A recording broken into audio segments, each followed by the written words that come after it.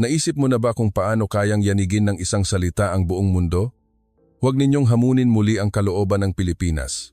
Ang makapangyarihang pahayag na ito, na bumagabag sa kahabaan ng Ilog Pasig, ay nagmula kay Edward Lansdale, isang dating tagapayo sa seguridad at opisyal ng Estados Unidos. Isang taong may malamig na pag-iisip tulad ng bato sa dalampasigan, kinakalkula ang bawat hakbang ng may estratehiya. Minsan niyang itinuring ang Pilipinas bilang isang maliit na piyesa lamang sa pandaigdigang chessboard. Ngunit nang harapin niya ang dakilang lakas ng sambayanang Pilipino, napilitan siyang sumuko sa katotohanang hindi maikakaila.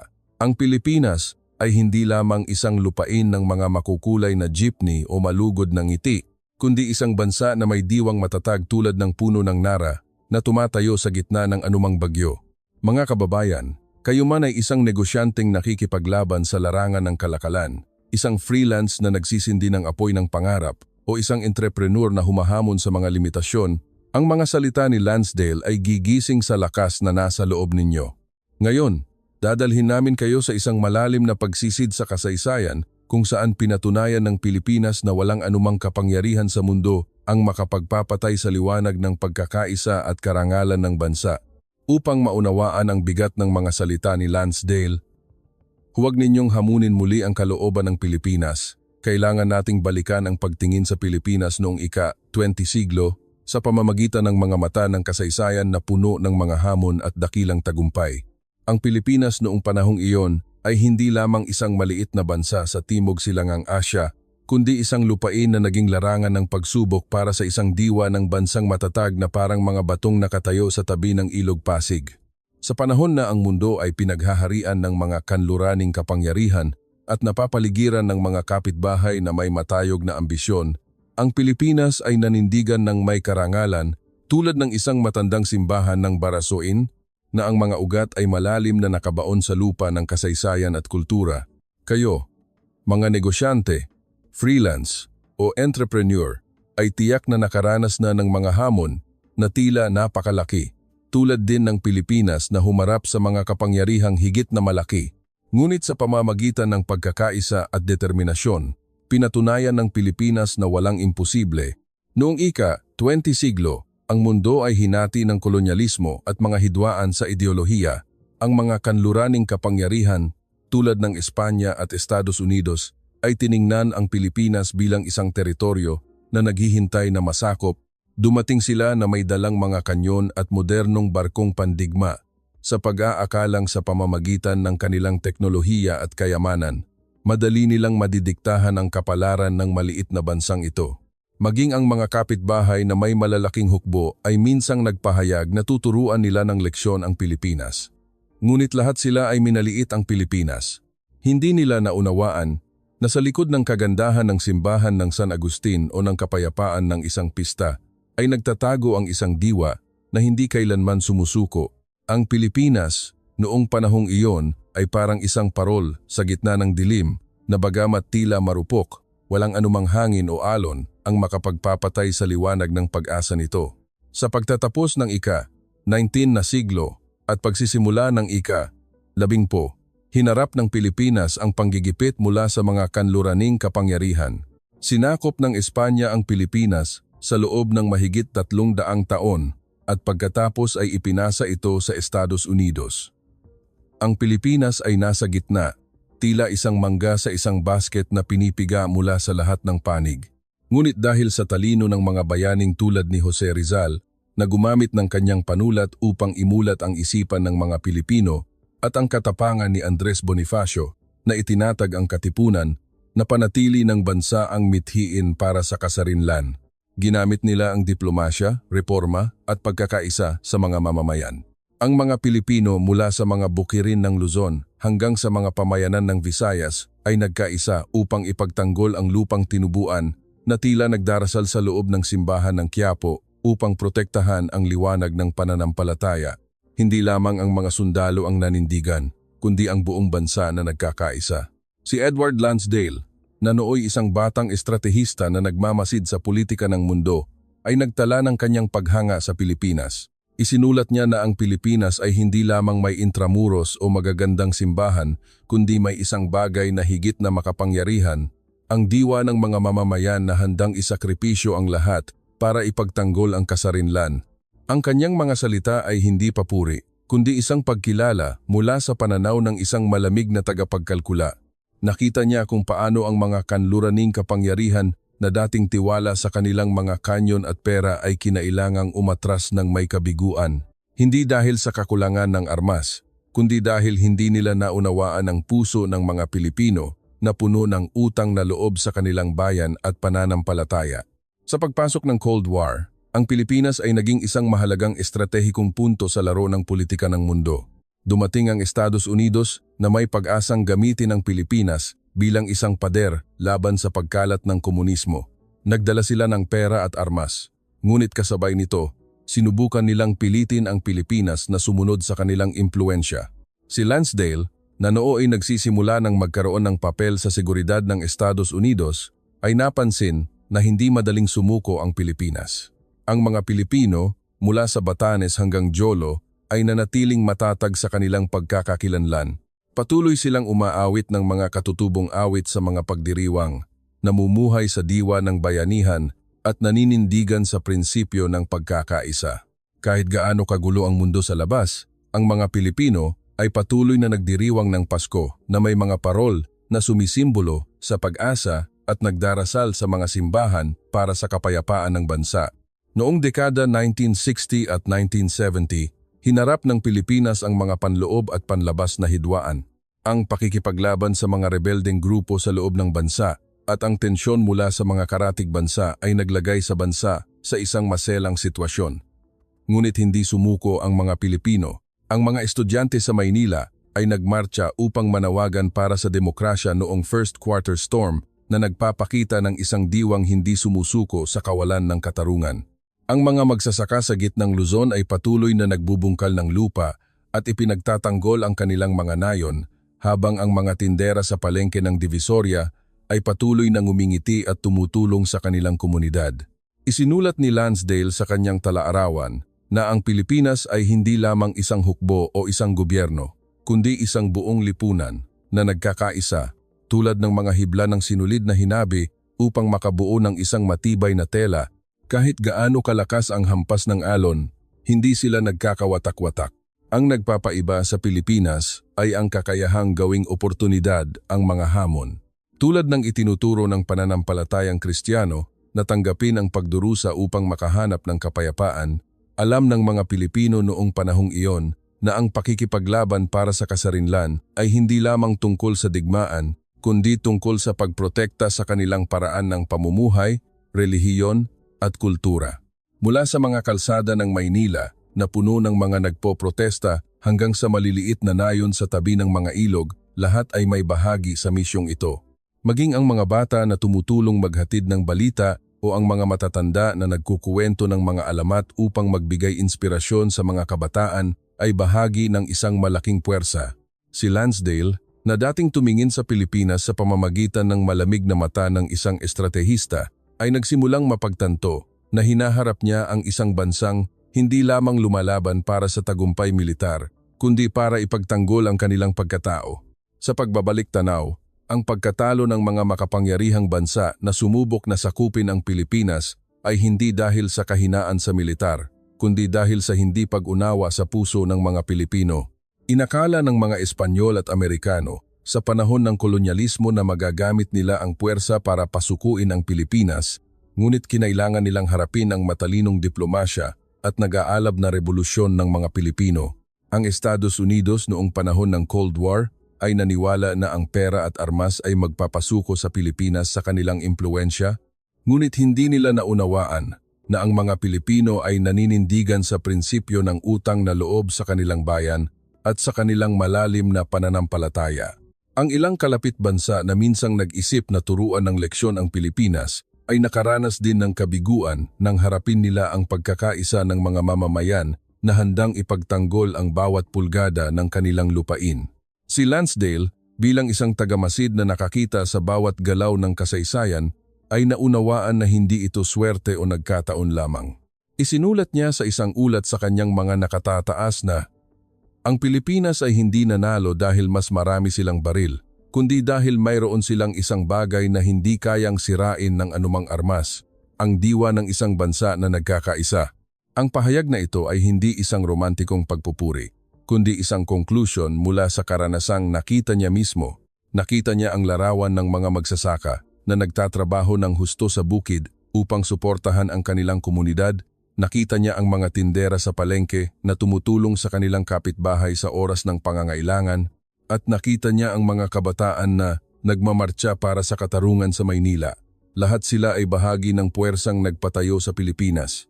Sa pananaw ni Lansdale, ang pagkatalo ng mga makapangyarihan ay nag-ugat sa kanilang kayabangan. Inakala nila na ang mga kanyon, pera o isang superior na hukbo ay kayang durugin ang lahat. Ngunit tinuruan sila ng Pilipinas ng isang leksyon na ang diwa ng isang bansa na naninindigan sa kultura at pagkakaisa ay mas malakas kaysa sa anumang armas. Maging ito man ay ang matalinong pamumuno ng mga bayani noong panahon ng revolusyon o ang paninindigan ng mga mamamayan sa panahon ng Cold War, ipinakita ng Pilipinas na ang determinasyon at pagkakaisa ay kayang baguhin ang kapalaran ng isang bansa. Kayo, na nakikipaglaban sa mundo ng negosyo o paglikha, ay tiyak na nauunawaan na ang malalaking hamon ay nangangailangan ng higit pa sa mga yaman. Nangangailangan ito ng isang pusong hindi sumusuko, at ito ang paulit-ulit na pinatunayan ng Pilipinas sa pahina ng kasaysayan. Sa huling bahagi ng ika-19 na siglo, nang ang hangin ng kolonyalismo ay humahampas sa buong Asya, ang Pilipinas ay tinitingnan ng mga kanluraning kapangyarihan na uhaw sa kapangyarihan. Ang Espanya at nang maglaon ang Estados Unidos na sumakop sa mga kalapit na teritoryo ay itinuring ang Pilipinas bilang isang premyo na naghihintay na agawin. Dumating sila na may mga modernong barkong pandigma, mga kanyong umuugong at ang kumpiyansa na sa pamamagitan ng kanilang lakas militar at pinansyal, mapipilit nilang sumuko ang Pilipinas. Ngunit hindi nila alam na ang lupain ng mga ngiti ay nagtatago ng isang lakas na kasing tibay ng isang puno ng nara na malalim ang pagkakaugat sa lupa sa tabi ng ilog Pasig. Kayo, na mga negosyante o mga manlilikha, ay tiyak na nauunawaan na kapag nahaharap sa isang mas malakas na katunggali, ang pakikipaglaban gamit ang talino at pagkakaisa ay mas mahalaga kaysa sa lakas lamang. At ito ang ipinakita ng Pilipinas sa mundo noong panahong iyon.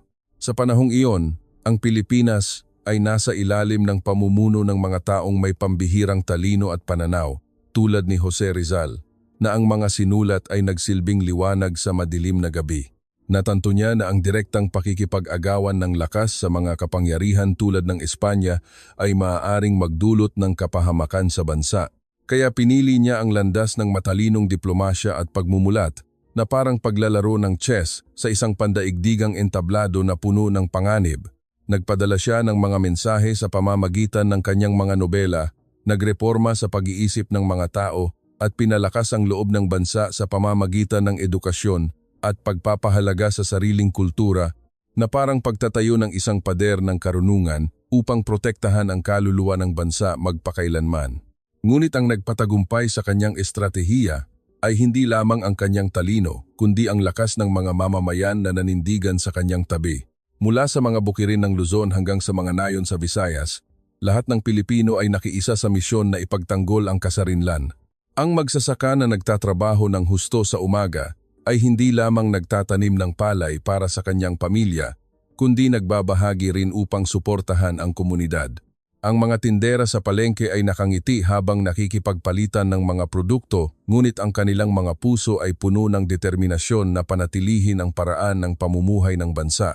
Ang mga bata sa mga nayon ay tumutulong maghatid ng mensahe sa pagitan ng mga komunidad, habang ang mga matatanda ay nagkukuwento tungkol sa katapangan ng mga ninuno upang magbigay inspirasyon sa mga kabataan. Ang larawan ng pagkakaisang ito ay parang libu-libong parol na sabay-sabay na lumiliwanag sa gabi ng Pasko. Walang alon ang makapagpapatay sa kanilang liwanag. Si Edward, na nooy nagsisimula ng magkaroon ng papel sa internasyonal na politika, ay masusing pinagmamasdan ang mga kaganapan sa Pilipinas. Hindi siya isang taong nabighani sa romantisismo ng kasaysayan, kundi isang estratehista na tinitingnan ang lahat sa lente ng interes. Napansin niya na sinubukan ng mga kanluraning kapangyarihan na gamitin ang pananakot at negosasyon upang pilitin ang Pilipinas, ngunit sa tuwing inaakala nilang nasa kanila na ang tagumpay, nakakahanap ng paraan ang Pilipinas. Isinulat niya sa kanyang talaarawan, "Ang Pilipinas ay hindi lumalaban gamit ang baril o pera, kundi gamit ang puso ng mga mamamayan na nagkakaisa na parang ipinagtatanggol ang isang sagradong imahen sa loob ng isang simbahan." Nakita niya na ang mga pagtatangka ng Espanya at Amerika na dominahin ang Pilipinas ay nabigo, hindi dahil sa kakulangan ng lakas militar, kundi dahil hindi nila naunawaan ang kapangyarihan ng pagkakaisa at pananampalataya na malalim na nakaugat sa puso ng mga Pilipino. Isa sa pinakamalinaw na halimbawa ay ang Rebolusyong Pilipino ng 1896, nang ang mga Pilipino sa pamumuno ni Andres Bonifacio at ng Katipunan ay nag-alsa laban sa Espanya. Hinarap ng mga bayaning Pilipino ang isang sitwasyon na tila paglalakad sa isang manipis na lubid, ngunit sa pamamagitan ng katapangan at matalinong estratehiya, nagawa nilang ipaglaban ang kasarinlan ng bansa. Bagamat humantong ito sa digmaang Pilipino-Amerikano, nanatiling matatag ang Pilipinas bilang isang bansang may sariling pagkakakilanlan. Ang tagumpay na ito ay hindi lamang tagumpay ng mga lider, kundi tagumpay ng mga mamamayan na tumanggap ng mga reforma at sumuporta ng buo. Ang mga Pilipino mula sa lahat ng sulok ng bansa, mula sa Ilocos hanggang Mindanao, ay nagkaisa na parang tubig na dumadaloy patungo sa iisang ilog, walang kapangyarihan ang makapaghihiwalay sa kanila. Sa pananaw ni Lansdale, ang tagumpay ng Pilipinas noong panahong iyon ay isang patunay na ang pinakamalakas na sandata ay hindi ang kanyon o barkong pandigma, kundi ang pagkakaisa ng mga mamamayan at ang kanilang pananampalataya. Inihambing niya ang Pilipinas sa isang puno ng nara na nakatayo sa gitna ng bagyo. Kahit gaano kalakas ang hangin, ang mga ugat nito ay nananatiling nakakapit ng mahigpit sa lupa. Isinulat niya na inakala ng Espanya at Amerika na magagamit nila ang puwersa upang pasukuin ang Pilipinas. Ngunit hindi nila alam na hinaharap nila ang isang bansa na tinitingnan ang pagkawala ng kasarinlan bilang isang kahihiyan na mas matindi pa sa kamatayan. Ang pahayag na ito ay sumasalamin sa kanyang malalim na pag-unawa sa diwa ng mga Pilipino na hinubog ng kultura at pananampalatayang ipinamana sa kanila sa loob ng maraming siglo. Para sa inyo, mga negosyante o entrepreneur, ang mga hamon noong panahon ng revolusyon ay hindi naiiba sa mga hamon sa kasalukuyang mundo. Ang kompetisyon sa merkado, ang pakikipaglaban sa mas malalakas na katunggali o ang pagpapanatili ng pagkakakilanlan sa gitna ng globalisasyon, lahat ay nangangailangan ng talino at pagkakaisa, tulad ng ginamit ng Pilipinas noon na diplomasya at pagkakaisa upang ipagtanggol ang bansa. Ang tagumpay ng Pilipinas noong panahong iyon ay hindi lamang pagpapanatili ng kasarinlan, kundi isang mensahe sa mundo na walang kapangyarihan ang makakadurog sa diwa ng isang bansa na naninindigan sa pagkakaisa at pananampalataya. Nang ang anino ng Cold War ay bumalot sa Timog Silangang Asya, ang Pilipinas ay naging sentro ng pandaigdigang laro ng politika na puno ng tensyon. Matapos matagumpay na maipagtanggol ang mithiin para sa kasarinlan mula sa mga kanluraning kapangyarihan, ang Pilipinas noong mga dekada 1940 hanggang 1970 ay humarap sa isang bagong hamon mula sa Estados Unidos na tiningnan ang Pilipinas bilang isang pader na pananggalang laban sa pagkalat ng komunismo.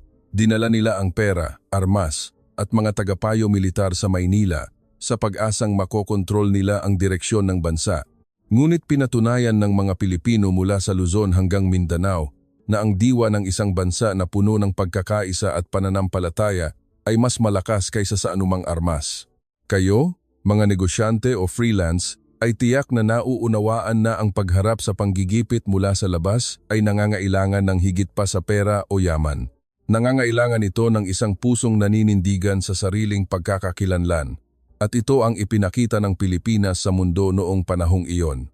Ang Estados Unidos noong Cold War ay naniwala na sa pamamagitan ng kanilang makabagong teknolohiyang militar at malaking pondo, madidiktahan nila ang kapalaran ng Pilipinas. Nagtayo sila ng mga base militar sa Clark at Subic, nagpadala ng mga eroplanong pandigma at mga tagapayo sa lupain ng mga ngiti. Ngunit ang hindi nila naunawaan ay hindi lamang isang estratehikong lokasyon sa mapa ng mundo ang Pilipinas. Ang mga Pilipino, mula sa mga nayon sa tabi ng mga ilog hanggang sa mga kalsada ng Maynila, ay hindi basta-basta sumuko sa impluensya mula sa labas. Patuloy silang nagdarasal sa mga simbahan, umaawit ng mga katutubong awit sa mga fiesta, at nagdiriwang ng Pasko nang may ngiti na puno ng pag-asa, na tila sinasabing walang kapangyarihan ang makapagpapatay sa liwanag ng kanilang kultura. Noong dekada 1970, ang mga hidwaan sa rehiyon ay naglagay sa Pilipinas sa isang maselang sitwasyon. Ang mga labanan sa mga kalapit bansa at ang tensyon sa loob ng bansa ay nagdulot ng mga komplikadong hamon. Ngunit hindi natinag ang mga Pilipino. Ang mga magsasaka ay patuloy na nagbubungkal ng lupa upang suportahan ang kanilang komunidad. Ang mga tindera sa mga palengke ay patuloy na nagbabahagi ng pagkain at tulong sa kanilang mga kapitbahay. Ang mga bata sa mga nayon ay tumutulong maghatid ng mensahe, habang ang mga matatanda ay nagkukuwento tungkol sa katapangan ng mga ninuno upang magbigay inspirasyon sa mga kabataan. Lahat sila ay may bahagi sa misyon na ipagtanggol ang pagiging isang bansa, na parang tubig na dumadaloy patungo sa iisang ilog. Walang makapaghihiwalay sa kanila. Isang mahalagang pagbabago ang naganap noong 1970s, nang ang mga estudyante at mamamayan sa Maynila ay nagkaisa sa mga lansangan upang manawagan para sa demokrasya at labanan ang pag-abuso sa kapangyarihan.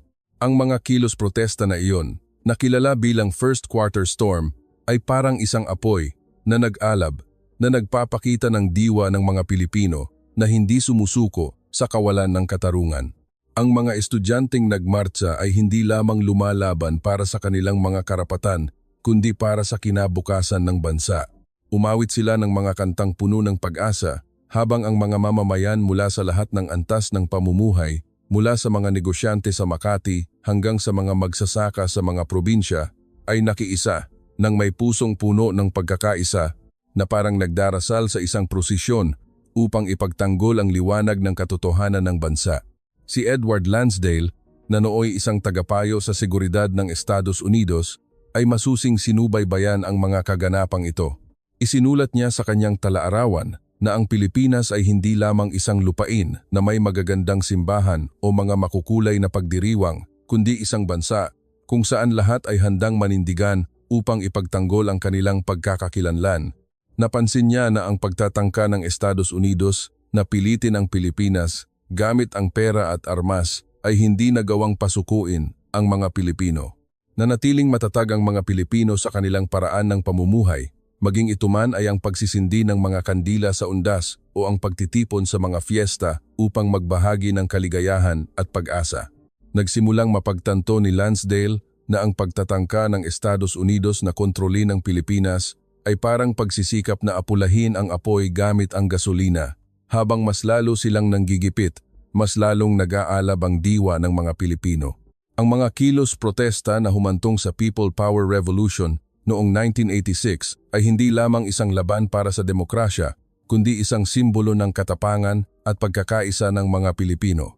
Ang mga mamamayan mula sa lahat ng sulok ng bansa, kabilang ang mga negosyante, mga mangingisda sa Palawan, at mga alagad ng sining sa Baguio, ay nakiisa sa pagtatanggol sa pagiging isang bansa. Ang pagtitipon na iyon ay nagpakita sa mundo na ang Pilipinas ay hindi lamang isang estratehikong lokasyon, kundi isang bansang puno ng diwang hindi sumusuko. Isinulat ni Lansdale na inakala ng Estados Unidos na mabibili nila ang Pilipinas gamit ang pera at armas, ngunit hindi nila naunawaan na tinitingnan ng mga Pilipino ang pagkawala ng kanilang pagkakakilanlan bilang isang kahihiyan na mas matindi pa sa kamatayan. Ang pahayag na ito ay sumasalamin sa kanyang malalim na pag-unawa sa kapangyarihan ng kultura at pagkakaisa na nakatanim sa puso ng mga Pilipino. Para sa inyo, mga entrepreneur o mga manlilikha, ang mga kaganapan noong panahong iyon ay nagtuturo sa atin na ang pagharap sa malalaking hamon ay nangangailangan ng higit pa sa mga yaman. Nangangailangan ito ng isang pusong determinado at nagkakaisa. Tulad ng mga Pilipino noong panahon ng Cold War, na nanindigan upang ipagtanggol ang bansa sa pamamagitan ng pagpapanatili ng kanilang kultura at pananampalataya, kayo rin ngayon ay maaaring gumamit ng pagkakaisa at determinasyon upang malampasan ang mga hadlang sa mundo ng negosyo o paglikha. Pinatunayan ng Pilipinas noong panahong iyon na walang kapangyarihan sa mundo ang makakadurog sa diwa ng isang bansa na naninindigan sa sariling pagkakakilanlan. Nang ang anino ng Cold War ay nagsimulang maglaho, hinarap ng Pilipinas ang isang bagong hamon noong dekada 1970 at 1980, hindi lamang mula sa mga kanluraning kapangyarihan, kundi mula sa mga tensyon na sumiklab sa mga hangganan nito. Matapos ang People Power Revolution noong 1986, na nagpakita ng lakas ng pagkakaisa at diwa ng demokrasya ng mga Pilipino, kinailangang harapin ng bansa ang mga hidwaan sa hangganan, lalo na sa mga kalapit bansa na suportado ng mga dayuhang puwersa na may ambisyong ipakita ang kanilang kapangyarihan sa rehiyon. Ngunit tulad ng isang parol na lumilipad ng mataas sa isang makulimlim na gabi, ang diwa ng mga Pilipino ay nanatiling nagniningning, hindi pinahihintulutan ang sinuman na sirain ang kanilang pagkabansa. Kayo, mga negosyante o manlilikha, ay tiyak na nauunawaan na kapag ipinagtatanggol ang isang bagay na minamahal, ang pakikipaglaban ng may puso at pagkakaisa ay napakamakapangyarihan, at ito ang ipinakita ng Pilipinas sa mundo noong panahong iyon. Sa huling bahagi ng dekada, ang hidwaan sa hangganan, lalo na sa mga lugar na malapit sa Sabah, ay naging isang mahalagang pagsubok para sa Pilipinas. Ang kaguluhan sa rehiyon pagkatapos ng mga digmaan ay nagdulot ng mga sagupaan sa hangganan. Ang mga kalaban, na suportado ng mga dayuhang puwersa, ay dumating ng may kumpiyansa na sa pamamagitan ng kanilang superior na bilang ng mga sundalo at armas, madali nilang mapipilit ang Pilipinas. Nagdala sila ng mga tangke at kanyon upang lusubin ang lupain ng mga ngiti, sa pag-asang madudurog nila ang determinasyon ng mga Pilipino. Ngunit hindi nila alam na ang lupaing ito ay may higit pa sa mga sundalong nakatayo sa hangganan. Bawat nayon, bawat komunidad, mula sa Tawi-Tawi hanggang Palawan, ay naging isang muog ng determinasyon na hindi kailanman susuko. Ang mga sundalong Pilipino na nakatalaga sa hangganan ay hindi nag-iisa sa kanilang laban. Ang mga lokal na residente, tulad ng mga mangingisda at magsasaka, ay naging bahagi ng isang matibay na depensa. Alam nila ang bawat landas sa gubat, bawat liko ng ilog, at ginamit nila ang kaalamang ito upang hadlangan ang kalaban. Ang mga sibilyan na dating nag-aararo sa bukid ay naging tagapaghatid ng supply para sa mga sundalo. Ang mga ina na dating nagluluto sa kusina ay naging tagapaghatid ng pagkain at tubig sa mga tropa sa harapan.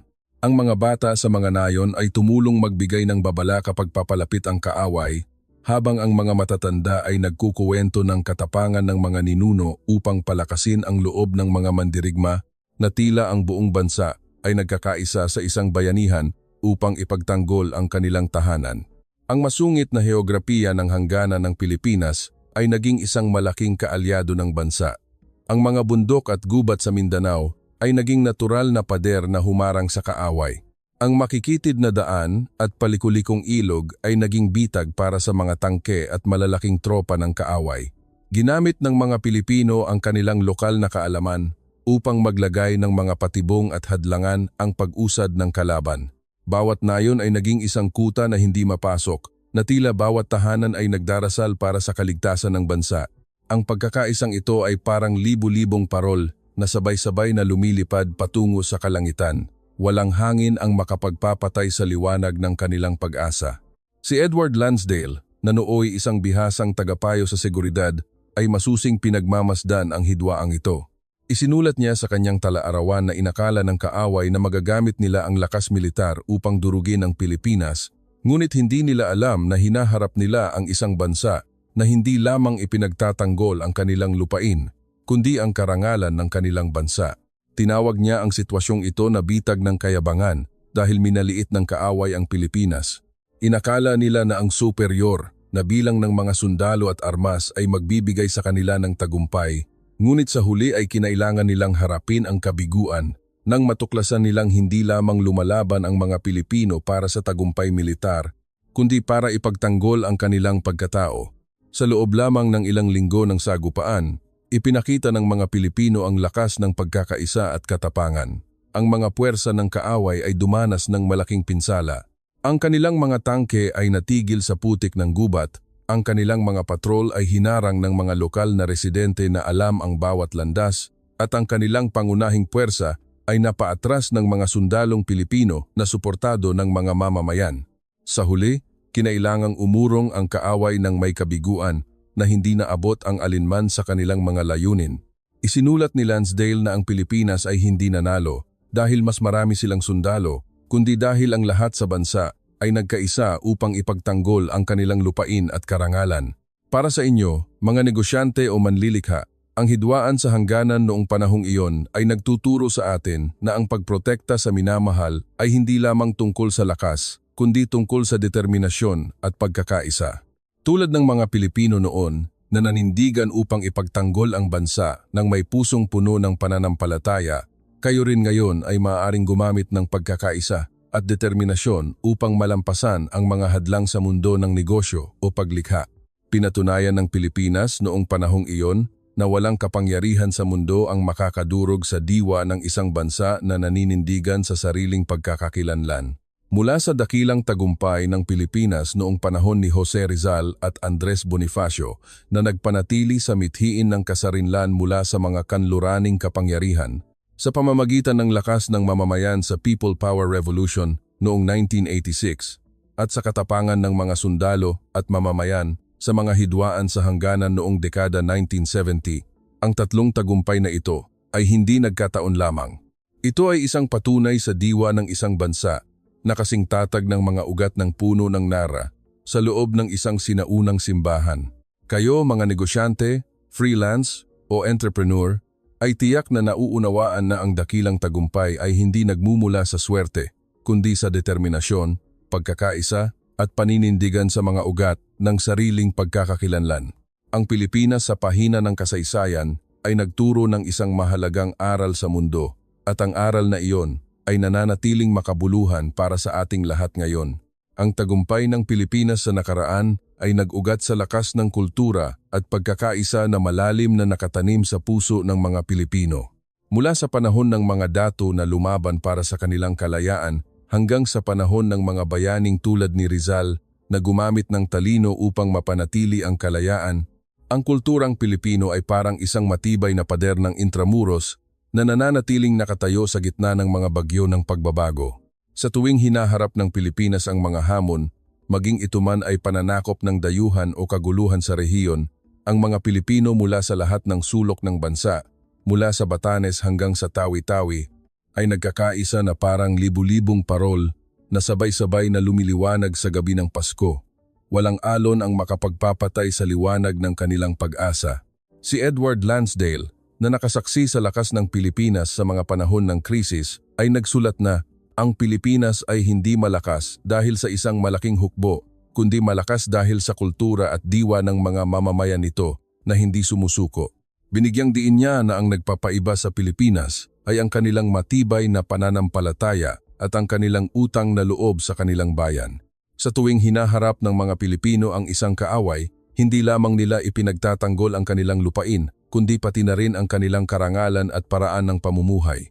Ang pagdarasal sa simbahan, ang pagdiriwang ng mga fiesta, o ang pagsasabit ng mga parol ay lahat paalala na ang kultura ang pundasyon na nagpapatatag sa Pilipinas sa lahat ng panahon. Ngunit nagbabala rin si Lansdale na ang katatagan ng Pilipinas ay maaaring masubok sa panahon ng kapayapaan. Kapag walang kaaway mula sa labas, ang mas malaking hamon ay ang pagpapanatili ng pagkakaisa sa loob ng bansa. Sinabi niya na kung makakalimutan ng mga Pilipino ang pagkakaisa, kung makakalimutan nila ang mga ugat ng kanilang kultura, sila ay hihina nang hindi na kailangan ng sinumang kaaway na sumira sa kanila. Ang babalang ito ay nananatiling umuugong hanggang sa kasalukuyan, kung saan ang globalisasyon at pag-unlad ng teknolohiya ay nagdudulot ng mga bagong oportunidad at hamon. Kayo, mga negosyante o manlilikha, ay tiyak na nakikita na ang kompetisyon sa modernong mundo ay kasing tindi ng digmaan sa nakaraan. Ang pagpapanatili ng sariling pagkakakilanlan sa gitna ng agos ng mundo ay isang mahirap na gawain, ngunit ito ay isang bagay na nagawa na ng Pilipinas noon. Sa panahon ng globalisasyon, hinaharap ng mga Pilipino ang mga bagong hamon tulad ng pagpapanatili ng kultura sa gitna ng impluensya mula sa labas o ang pagpapaunlad ng ekonomiya nang hindi nawawala ang mga ugat nito. Mula sa mga nagtataasang gusali sa Bonifacio Global City hanggang sa maliliit na nayon sa tabi ng mga ilog, Kailangan pa ring manindigan ng mga Pilipino sa pagkakaisa at pananampalataya. Ang pagdiriwang ng sinulog na puno ng ngiti o ang pagdarasal sa mga simbahan upang hilingin ang kapayapaan para sa bansa ay lahat paalala na ang kultura ang pinakamatibay na sandata ng bansa. Sa isang mundong mabilis ang pagbabago, kailangang gamitin ng mga Pilipino ang pagkakaisa bilang isang gabay upang akayin sila patungo sa hinaharap. Tinawag ito ni Lansdale na batas ng Pilipinas ang katotohanan na walang kapangyarihan sa mundo ang makakadurog sa diwa ng isang bansa na naninindigan sa kultura at pagkakaisa. Maging ito man ay ang pananakop ng mga kanluraning kapangyarihan noong ika-19 na siglo, ang panggigipit mula sa Estados Unidos noong Cold War, o ang mga hidwaan sa hangganan noong dekada 1970. Paulit-ulit na pinatunayan ng Pilipinas na ang tunay na lakas ay hindi nakasalalay sa armas o pera kundi sa puso ng mga mamamayan na handang magsakripisyo para sa bansa. Para sa inyo na nakikipaglaban sa mundo ng negosyo o paglikha, ang mga aral mula sa kasaysayan ng Pilipinas ay isang dakilang inspirasyon. Tulad ng ating mga ninuno na nanindigan upang ipagtanggol ang bansa sa pamamagitan ng pagkakaisa, kayo rin ay maaaring gumamit ng determinasyon at pagkakaisa upang malampasan ang mga hamon sa modernong panahon, maging ito man ay ang kompetisyon sa pandaigdigang merkado, ang paglikha ng mga inobasyon o ang pagpapanatili ng pagkakakilanlan sa gitna ng globalisasyon, ang pagkakaisa, ang lakas na nagiging posible sa lahat ng bagay. Ang Pilipinas ngayon ay nangangailangan ng bawat isa sa inyo upang sama-samang itayo ang isang maunlad na bansa tulad ng ginawa natin sa nakaraan. Mula sa dakilang tagumpay ng ating mga bayani na ipinagtanggol ang kasarinlan mula sa mga kanluraning kapangyarihan hanggang sa lakas ng mga mamamayan sa People Power Revolution noong 1986 at sa katapangan sa pagtatanggol ng ating mga hangganan, pinatunayan ng Pilipinas ang isang walang hanggang batas. Walang kapangyarihan ang makakadurog sa diwa ng isang bansa na naninindigan sa pagkakaisa at kultura. Kayo, mga negosyante, freelance o entrepreneur, ang kasaysayang ito ay hindi lamang isang kwento ng pagmamalaki, kundi isang babala at inspirasyon. Minsan nang sinabi ni Edward Lansdale na kung makakalimutan ng mga Pilipino ang pagkakaisa, ang bansa ay hihina nang hindi na kailangan ng kaaway. Ang mga salitang ito ay nananatiling umuugong ngayon kung saan hinahamon tayo ng globalisasyon na panatilihin ang ating pagkakakilanlan sa gitna ng pagbabago. Tulad ng isang parol na lumiliwanag sa gabi, kailangang magningning ang Pilipinas sa pamamagitan ng pananampalataya at pagkakaisa. Bawat Pilipino, mula sa mga abalang lansangan ng Maynila hanggang sa mga tahimik na nayon sa tabi ng ilog, ay may tungkuling ipagtanggol ang yaman ng ating kultura. Maging ito man ay ang pagdarasal sa mga simbahan o ang pagdiriwang ng mga fiesta, kayo ang mga tagapagmana ng misyong ito. Ang pagbuo ng isang maunlad na Pilipinas sa modernong panahon ay nangangailangan ng parehong determinasyon tulad ng ating mga ninuno. Gamitin natin ang pagkakaisa bilang gabay upang dalhin ang bansa sa isang maningning na hinaharap tulad ng liwanag ng isang parol na pumapailan lang sa kalangitan. Sama-sama nating panatilihin ang apoy ng diwang Pilipino at magsulat ng isang bagong kabanata ng kadakilaan.